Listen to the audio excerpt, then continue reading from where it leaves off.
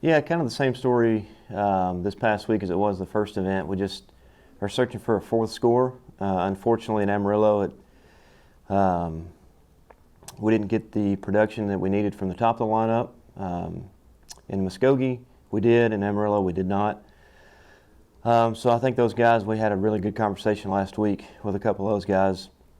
I think there was an expectation set after the first event, and expectations are great, but when you kind of get hit with some adversity and you realize you're not going to meet your expectation, it's a little challenging.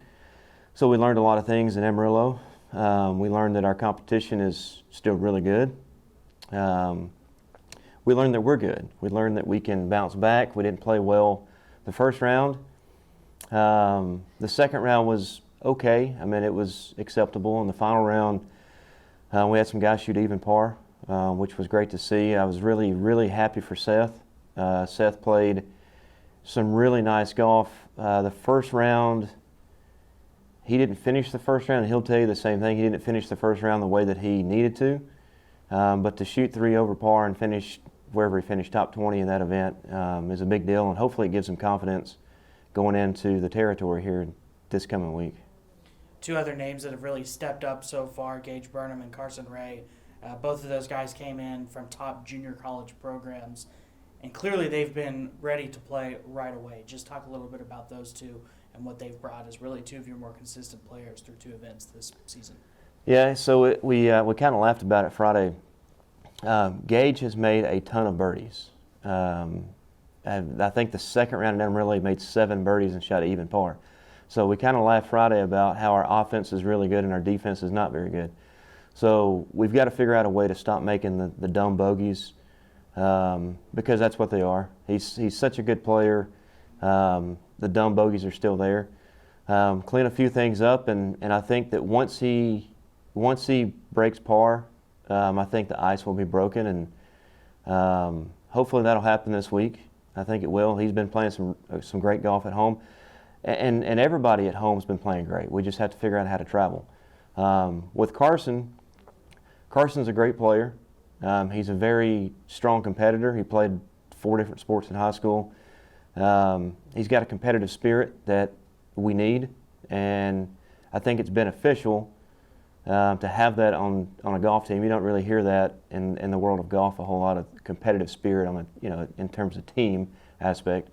But I think having Carson and his competitive spirit and wanting it, having that desire. He didn't play great in Amarillo. I thought he played better than he scored. But if we can clean a few things up, I mean, he had some great looks at birdie he just didn't make. He had a few fairly 3, 4 foot, 5 foot putts for par he didn't make, and we make those putts and he shoots better scores each day. So I'm really excited and happy that we have both those guys this year. This weekend at the tournament, affectionately known as the Hernshire in Lawton, Oklahoma. Just talk a little bit about, I think this is y'all's first trip there in a couple years.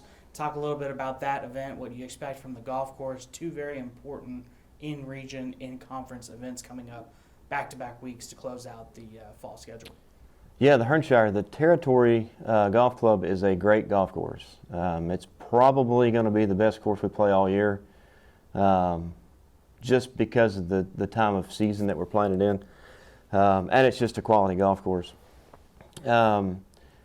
We haven't been over there or up there in probably 3 years, maybe 4 years. I forget the last time we went up there.